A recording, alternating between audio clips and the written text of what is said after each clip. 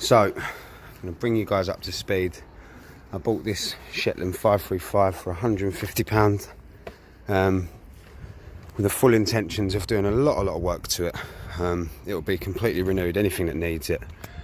So far, got all of the windows out, 90% of the fixtures, apart from the ones I'm keeping, just for sentimental reasons, you know. It's a 49, 50-year-old boat.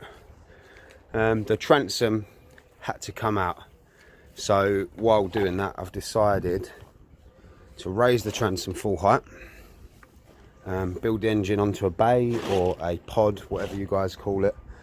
In doing so, I found out that all of the stingers or stringers, I've seen them called both things, I don't know what the correct terminology is, don't know anyone who does this. Yeah, they're going to need replacing as well. So today's objective is to cut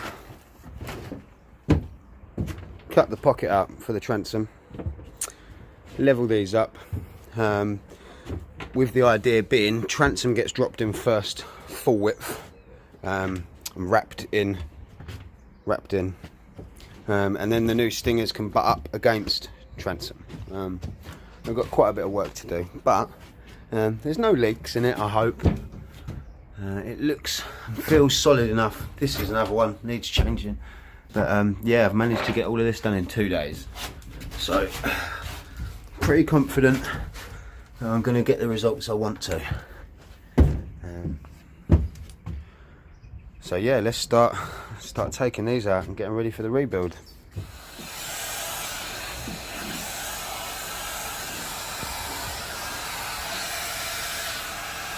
Just taking out the stingers now. Really bad condition, like jam. Just using this tool, keeping the hoover there, trying to keep things dust free. Take out these top ones, they're flying out now. Bottom ones come through, bang some new ones in. Take out the pocket for the transom, bang the transom in, glass it up, job's a good one. That'll do it.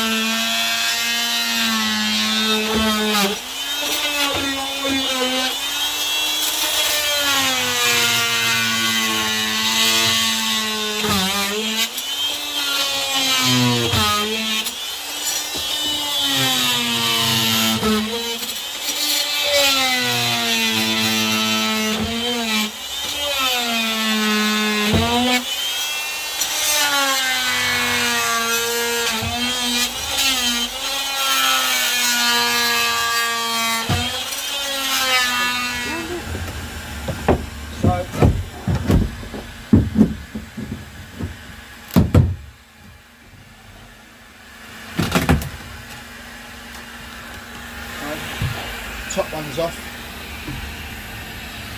come through, take off this one and this one, give us access to take off these bottom rotted ones, make good the bottom, take it all back, what needs to be, and re-glass it. This will be my first load of fiberglassing, so see how this goes.